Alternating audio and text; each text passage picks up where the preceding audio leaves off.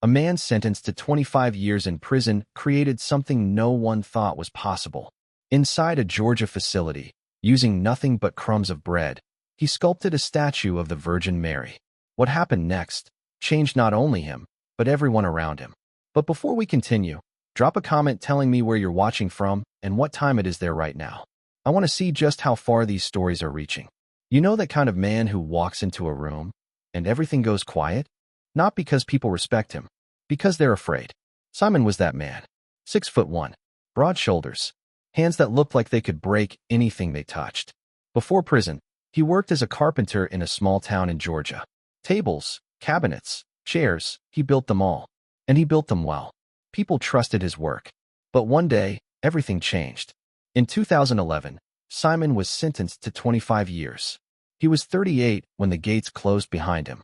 And with that sound, everything he knew, everything his hands could do, was left on the outside. Prison is the kind of place that drains something out of you. Long hallways, metal doors slamming at all hours. A smell that never changes. Simon adjusted fast. Not because he wanted to, but because he had to. He learned the rules no one writes down. Don't stare. Don't sit in the wrong place. Don't talk unless necessary. And above all, never show weakness. They assigned him to the laundry. 8 hours a day. Folding sheets. Folding uniforms. The same hands that once shaped wood into something meaningful now folded fabric over and over again. With time, Simon became known in his unit. Not the strongest, not the loudest, but the quietest. And in a place like that, silence is protection. Simon didn't believe in God, didn't pray, didn't attend services, didn't argue about religion either. If someone mentioned it, he simply stood up and walked away. There was only one person who never gave up on him. His mother, Margaret, 79 years old. Every second Wednesday of the month, she took 2 buses to see him. Rain or heat didn't matter. She would sit across from him for 45 minutes and talk about everything and nothing. Her garden, a neighbor, the price of groceries. Simon barely spoke. A word here, a nod there. But he listened. And those 45 minutes were the only time he still felt human. For Simon, that visit was everything. Then one Tuesday, everything shifted. An officer called him to the phone. That never happened. Simon walked over slowly, something tightening in his chest. On the other side was Ruth, his mother's neighbor. Simon, it's Ruth, she said, her voice shaking. What happened? Your mother. She got sick last night. They took her to the hospital. Simon felt something drop inside him. What's wrong with her? They're still running tests. But Simon, it's serious. The call lasted less than 3 minutes. When it ended, Simon stayed there. Frozen. The officer had to call his name twice. Margaret was all he had. The only person left who believed in him. And now she was in a hospital. And he was locked behind bars. Unable to do anything. That night, Simon didn't sleep. Not even for a second. The next morning, he sat in the cafeteria. Same seat. Same tray. Coffee. Bread. Fruit. He picked up the bread and just stared at it. Then slowly, he started breaking it apart. Crumb by crumb. Not thinking. Just doing it. The pieces gathered on his tray. An inmate across from him looked up. You gonna eat that, or just destroy it? Simon didn't answer. He kept going. Until the bread was gone. Nothing left but crumbs. And then he did something strange. Something even he didn't understand. Instead of throwing them away, he gathered the crumbs in his hand and slipped them into his pocket. Back in his cell that night, he took them out, placed them on the bed, added a little water, and started mixing. At first, it was nothing, just a lump. But his hands remembered something his mind didn't. He pressed, shaped, smoothed, slowly, silently, for hours. When he finally stopped, it wasn't much. Just a small, uneven base. But it was something. And for the first time in years, his hands had a purpose again. The next day, he did it again. Breakfast, lunch, dinner. Anytime there was bread, he saved it. At night, he worked. Days passed. The shape started to form. Feet. A body. Small. Crooked. But real. By the 4th day, something strange happened. The figure began taking a form Simon hadn't planned. A woman. A robe. A posture. It was unmistakable. The Virgin Mary. Simon froze when he realized it. Why her? He didn't believe. He didn't pray. So where did that come from? He hid the statue under his bed. Worked only at night.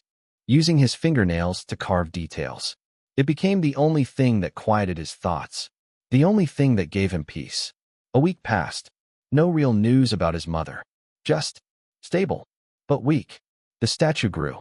6 inches tall now. The folds of the robe looked real. The face calm. Too calm for a place like that. Then one night, everything almost ended. Footsteps. An officer. Simon's heart slammed in his chest. Everything all right in there? Yeah.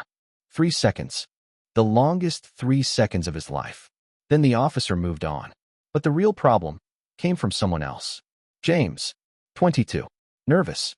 Unpredictable. The kind of guy nobody trusted. He had been watching Simon, sitting near him at meals. Quietly. Every day. One night, Simon looked up and saw him at the bars. I saw it, James said. You didn't see anything. Yes, I did. Silence. You're making a statue. Simon stared at him, waiting. But James didn't laugh, didn't threaten, didn't mock. It's beautiful, he said quietly, and walked away. The next day, James sat at Simon's table. My grandma had one like that, he said. Same robe, same hands. He paused. She used to pray every night. Simon didn't respond, but he listened. For a minute, she'd make me sit with her, James said. She'd say, the Virgin Mary would protect me. He smiled faintly. I used to think it was stupid. Silence. Then Simon said something he hadn't said to anyone. My mother prays too. That was the first time he spoke about her inside that place. James never told anyone about the statue. Not even once. Instead, he helped. The next morning, he left his bread on Simon's tray. Didn't say a word. Simon looked at it, then at him, and understood. And then something unexpected happened. Others started doing the same. 2 inmates. Then 5. Then more. Men who didn't trust each other. Men who had every reason to stay apart. Now leaving pieces of bread. Quietly. Without asking anything. Even Ray. The one Simon had fought with years before. The one he hadn't spoken to since. The statue grew. It was no longer Simon's alone. It belonged to all of them. Each crumb, a piece of someone's story. 8 inches tall now. Detailed. Precise. Impossible. Simon looked at it and felt something different. Not faith. Not yet. But silence inside his mind. For the first time in years. But while the statue grew, his mother grew weaker. Ruth called again. She's not responding well. Simon pressed his hand against the wall. What does that mean? It means they're trying. But she stopped. But what? She's very weak. She asks about you every day. That night, Simon sat on his bed, head in his hands, thinking about every visit. Every time she showed up. No matter what. And now, he could do nothing. Simon pulled the small statue from beneath his bed and held it carefully in both hands. It was fragile, so fragile it felt like it could crumble at any moment, just like everything else in his life. The lights in the cell were dim. Somewhere down the corridor, someone snored. And in that quiet, Simon did something he had never done before. He spoke. I don't know how to pray, he said, his voice rough and unfamiliar. I never learned. Never wanted to. He paused, swallowing the weight in his throat. I don't even know if you're real. If anyone can hear this. Probably no one. Silence filled the space between his words. Then his voice softened. But my mother believes. He looked down at the statue. She believes in you. Every day? She never stopped. Not for me. Not for anything. His jaw tightened. And I know she never stopped believing in you either. His voice broke. So if you can do something, do it for her. A tear slipped down his face, the first one in years. Not for me. I don't deserve anything. He shook his head slowly. But she does. She deserves everything. More than anyone I know. Simon closed his eyes. I'm not asking to leave this place. I'm not asking for anything for myself. His fingers tightened slightly around the statue. Just take care of her, please. The words faded into silence. Simon stayed there for a long time, holding the figure in his hands. He didn't know if it was a prayer or just a man breaking under the weight of everything he couldn't fix. But he had spoken, and that alone felt different. That night, he placed the statue beside his pillow and lay down. And for the first time in weeks, Simon slept. Not the restless, broken kind of sleep he had gotten used to. Real sleep. Deep. Uninterrupted. A week passed. Something about him had changed. He spoke even less than before. Moved slower. Thought more. James noticed. In the cafeteria, James sat across from him and asked quietly, Your mom? Simon didn't answer. But he didn't have to. His face said everything. The next morning, something happened. Something Simon couldn't explain. He was in his cell, finishing the final details of the statue, carefully shaping the base, when suddenly, he froze. A scent, soft at first, then clearer. Roses. Simon lifted his head slowly, looked around the cell. Nothing. No flowers. No cleaning products. No reason for that smell to exist in a place like that. And yet, it was there. Fresh. Gentle. As if someone had just walked past him carrying a bouquet. Then just as quickly as it came, it vanished. Simon stayed still, the statue in his hands. The empty hallway beyond the bars. He didn't say anything, but something inside him shifted. 2 days later, an officer called his name. Phone. Simon walked down the corridor on heavy legs. He already knew what he was expecting. Bad news always came like that, quietly, without warning. He picked up the receiver. Simon. Ruth. Yeah, he said. I have news, she said. Simon held his breath. Your mother, she's better. For a second, nothing made sense. No reaction. No words. Just silence. Simon, did you hear me? Ruth asked. She's improving.